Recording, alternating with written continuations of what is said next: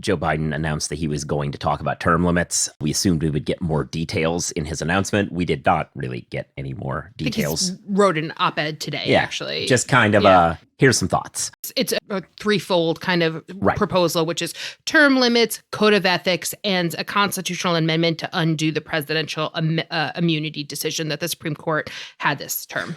Right. So let's break these down kind of in reverse order. Constitutional amendment to overturn Trump v. United States, to basically say that if you were, for instance, to encourage your followers to murder the vice president, you might be able to be criminally charged with that. You wrote that there is indeed a legal luminary out there who agrees with that stance. Yes. Retired Judge Michael Ludick came out and said that this was actually an awful decision that undoes, not just years of precedent, but the very originalist intent, goes back to sort of the very founding of the country, and undoes all of this for this very kind of craven reason, and would very much be in support of a constitutional amendment. Unfortunately, the actual process of amending said constitution is quite onerous. Right. So maybe we'll jump over that. We'll jump over ethics just to say an ethics code. Alito has already said he thinks that's unconstitutional. He's probably wrong, but he is wrong. Unfortunately, they get to decide it. And so they are going to say that any kind of rules that prevent them from taking bribes and fancy gifts from people with a business before the court is something no one can stop them from doing, which is problematic and also probably not what the founders would have intended, but who cares really, Joe, what the founders think? Right. Oh. So exactly. So constitutional amendment, though, that brings us to the term limits question. Term limits, of course, being the most, in some ways, the most long-term and aggressive of the proposals that Biden has put out there. This is not, for those of you who are familiar with our former colleague Elie Mystal's work, this is not court expansion and court packing, which is what he has supported for a long time, of just add enough liberals that the liberals take over the court, which is his proposal.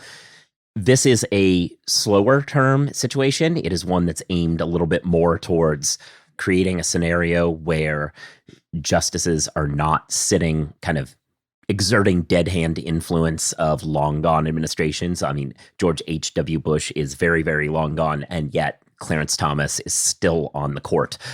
Clarence Thomas got on the court when Designing Women was a popular TV show. We are so far away from that it is weird that he yields as much power as he still does. And folks in between, there are no Clinton appointees, and that's a presidency that happened after that, right? So that is a problem with the system that term limits is designed to Right, you shouldn't have to be an actuarial in order to make the correct Supreme Court pick. Right. It also, yes, exactly. And one of the biggest issues with a non-term limit world, putting aside the nakedly political of let's just put more people on to make them decide the way we do, there is the problem that life tenure has created a weird talent gap.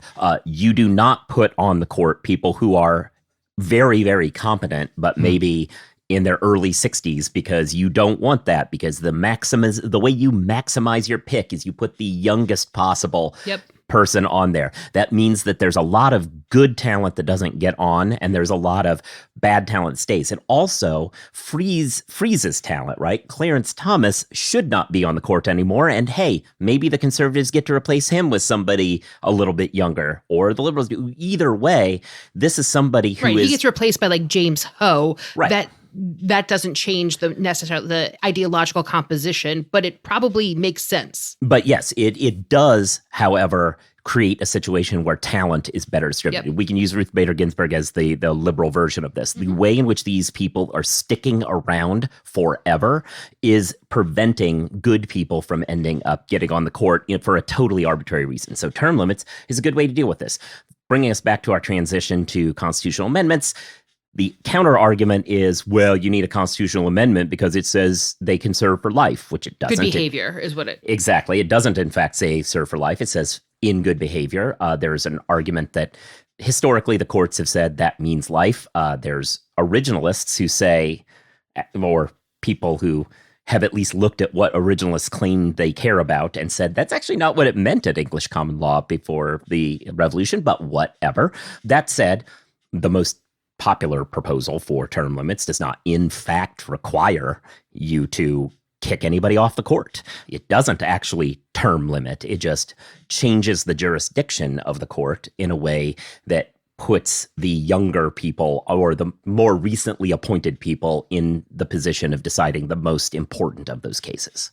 Yeah, I mean, I think it's really interesting because both of those things that actually impose term limits are not actually imposing term limits, right? It's the jurisdiction stripping and the expansion. It is a sort of expansion of the court, right? Because it would say that, every 18 years, somebody has to move to this kind of lesser or not hearing as many cases version of Supreme Court justice. So there would have to be more Supreme Court justices, which would also be more fair in the sense that every term would require 2 nominations. Could you elaborate on what you meant by changes so that the younger justices have more authority in determining decisions? Absolutely. So I thought it was decided by tally, 5-4, 6-3, what have you. What would age have to do with this? Well, so what would happen here under this situation is you would get rid of the cap on Supreme Court justices. It would not be capped at 9. It would be regularized appointments. So there would be a new one appointed every 2 years.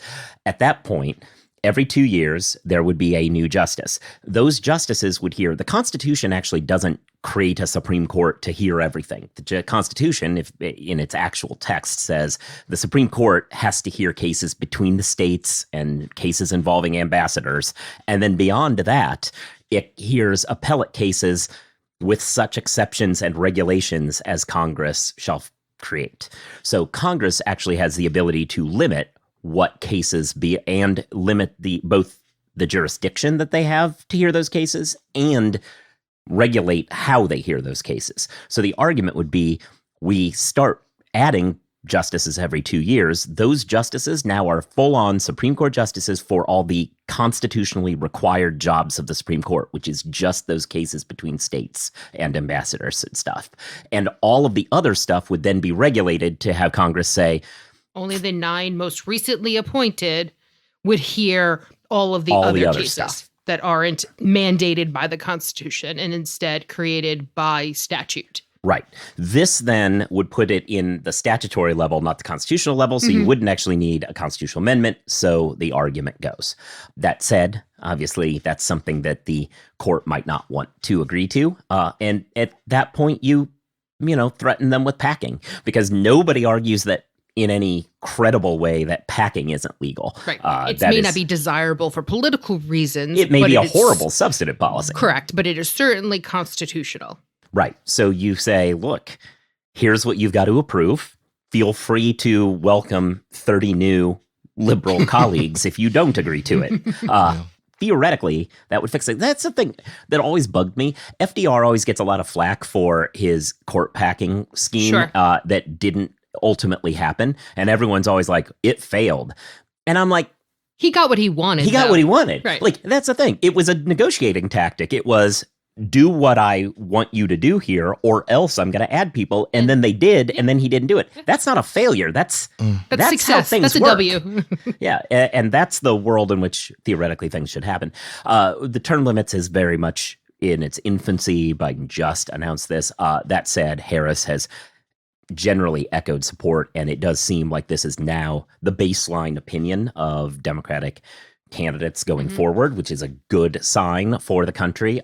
In the past, Republicans have agreed to this idea. They currently don't, but I wonder why. Theoretically, they could come back.